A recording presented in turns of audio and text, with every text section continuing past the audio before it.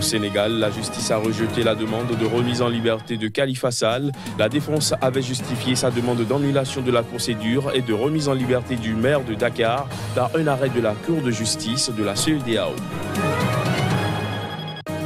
Au Burkina Faso, l'UPC, le principal parti d'opposition, tiendra son deuxième congrès ordinaire du 20 au 22 juillet prochain. Il sera notamment question de réfléchir par rapport aux stratégies pour une victoire à la présidentielle de 2020.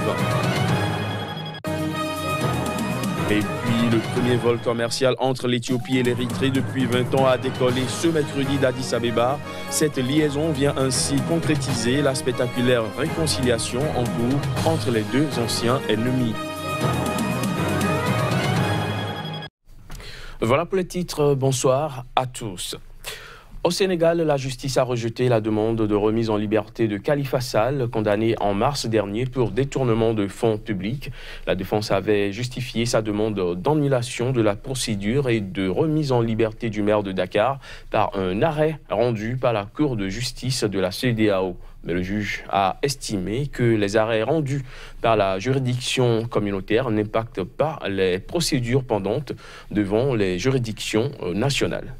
La Cour d'appel de Dakar a rejeté ce mercredi la demande de remise en liberté du maire de la capitale, Khalifa Sall, condamné en mars dernier pour détournement de fonds publics.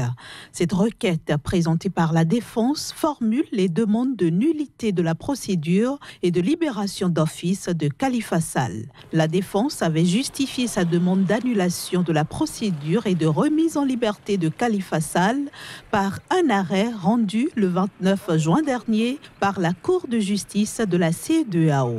Cette juridiction communautaire a considéré que ses droits, notamment à la présomption d'innocence et à un procès équitable, ont été violés et jugé arbitraire sa détention entre la validation en août 2017 de son élection comme député et la levée de son immunité parlementaire en novembre. Selon la défense, cet arrêt qui condamne en outre l'État sénégalais à des réparations de 35 millions de francs CFA s'impose à la justice sénégalaise et annule la condamnation. Mais le président de la Cour d'appel a toutefois déclaré que les arrêts rendus par la Cour de la CEDEAO n'impactent pas les procédures pendantes devant les juridictions nationales.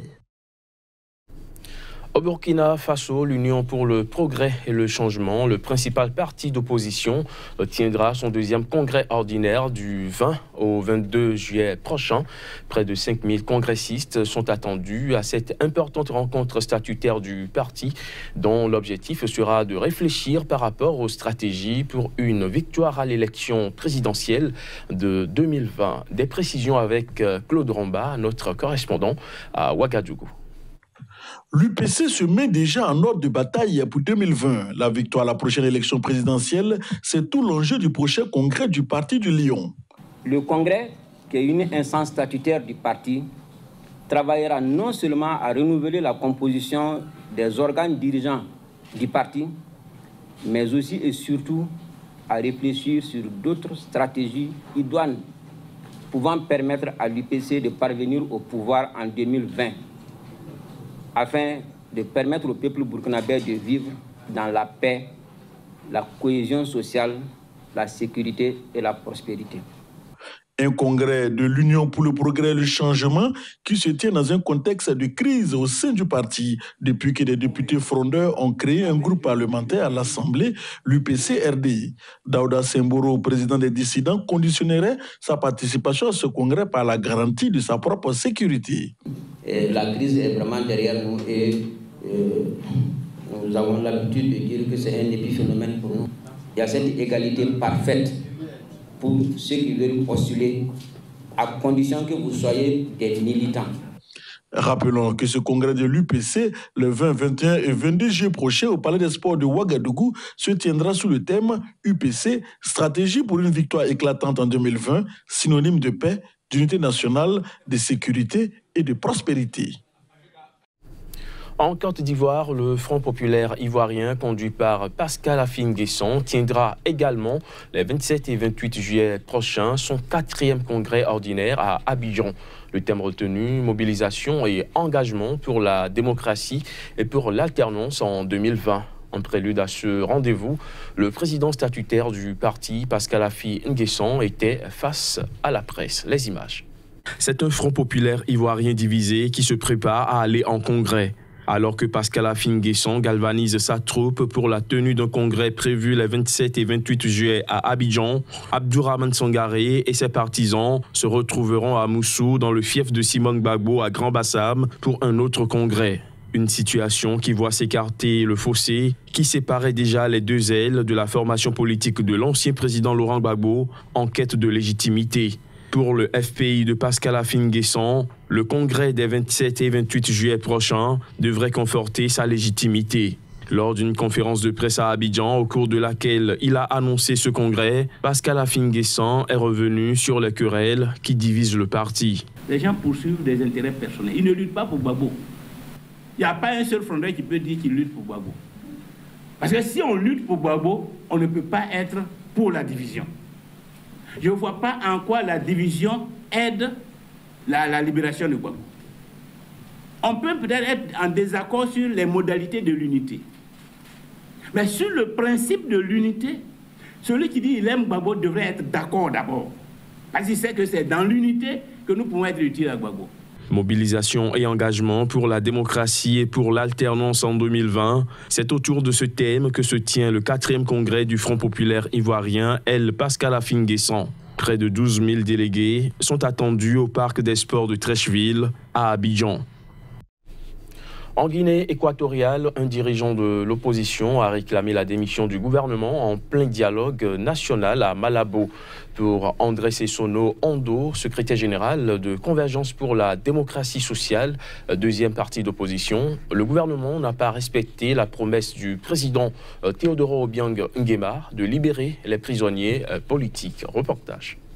André Sessono Ondo, secrétaire général de Convergence pour la démocratie sociale, a exhorté le pouvoir équato-guinéen à démissionner. C'était au cours du dialogue national entamé lundi dernier. L'opposant, membre du deuxième parti d'opposition de la Guinée équatoriale, a déclaré que le gouvernement est incapable d'appliquer et de respecter les lois, notant que 13 jours après un décret présidentiel portant sur une amnistie totale des prisonniers politiques, aucun n'a été libéré jusqu'ici. Des propos face auxquels le gouvernement a tôt fait de réagir via le ministre de l'Information et porte-parole du gouvernement, Nzé Obiang. Ce dernier a assuré que le gouvernement a instruit au parquet qu'il appelle les personnalités judiciaires indiquées pour libérer les bénéficiaires de cette amnistie. Pour rappel, le président Théodoro Obiang Nguema avait décrété le 4 juillet dernier, avant l'ouverture du dialogue politique, une amnistie totale en faveur de tous les prisonniers politiques et de tous les opposants condamnés ou interdits d'activité. Cette amnistie était l'une des principales conditions posées par l'opposition de l'intérieur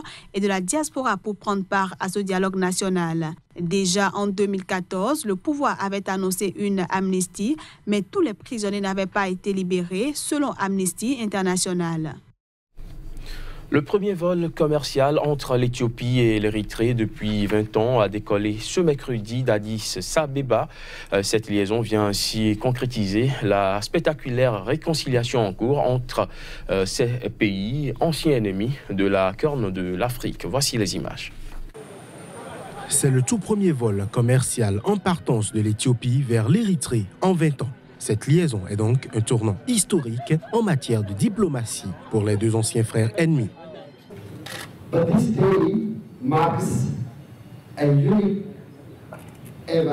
Cette journée est un événement unique dans l'histoire de l'Éthiopie et de l'Érythrée. La frontière était fermée pendant les 20 dernières années. Aucune relation, aucun lien. Nous avons assez payé le prix. And no connectivity at all. We have paid enough price, more than enough price. Ancienne province de l'Éthiopie, l'Érythrée a fait sécession en 1993 après une trentaine d'années de guerre. Un conflit territorial sur la frontière a suivi la déclaration d'indépendance, débouchant sur une guerre faisant 80 000 morts entre 1998 et 2000.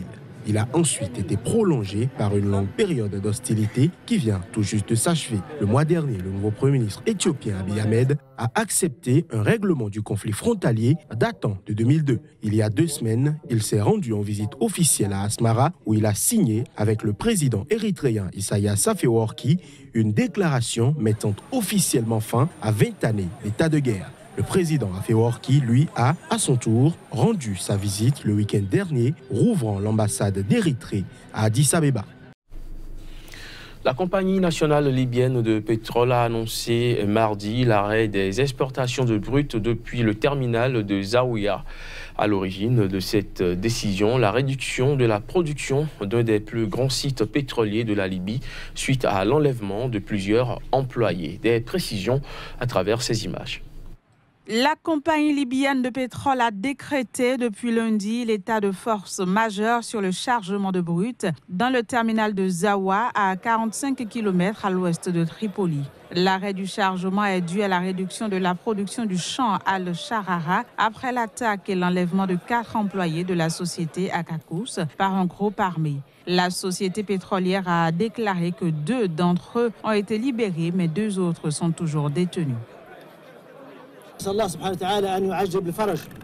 Nous prions pour que Dieu facilite la libération de notre collègue Ashraf Messalem et notre collègue roumain. Ce qui est arrivé était inattendu. Nous appelons les populations locales de la région d'Oubari, surtout nos frères Touareg et Toubou, à faire prévaloir la raison et à relâcher nos 2 employés le plus vite possible.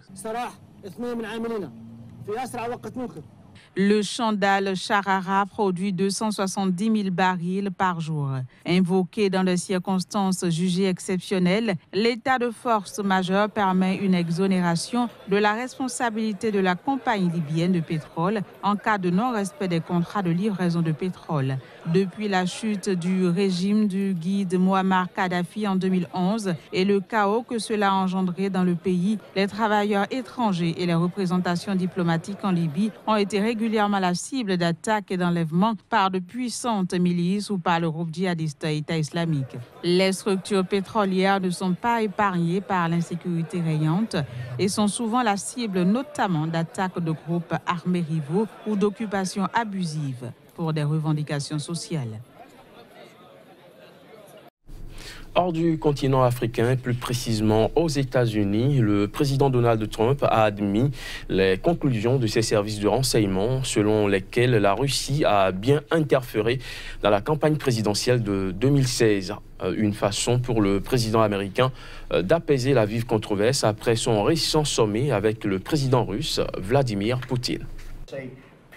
Donald Trump fait machine arrière sur ses propos jugés trop conciliantes à l'égard de Vladimir Poutine lors de leur sommet en Finlande. Si le locataire de la Maison-Blanche avait émis des doutes sur l'interférence de Moscou dans l'élection américaine en 2016, il est revenu sur ses déclarations. Le président américain a assuré admettre les conclusions de ses services de renseignement selon lesquelles la Russie a bien interféré dans la campagne présidentielle en 2016. That I have full faith and support for America's great intelligence. J'ai une foi et une confiance totale dans le service américain de renseignement. Je l'ai toujours eu. Nous faisons tout ce que nous pouvons pour prévenir d'autres ingérences russes dans les élections de 2018. Le président Obama a eu ces informations juste avant les élections de 2016 et ils ont décidé de ne rien en faire. La raison pour laquelle ils ont fait ça est évidente. Ils croyaient qu'Hillary Clinton allait gagner les élections. That was pretty obvious to all. They thought Hillary Clinton was going to win the election. Le président américain a affirmé avoir prononcé une phrase clé de sa conférence de presse en oubliant d'y mettre une particule négative, donnant un sens contraire à son message. Fin de ce JT, merci de l'avoir suivi.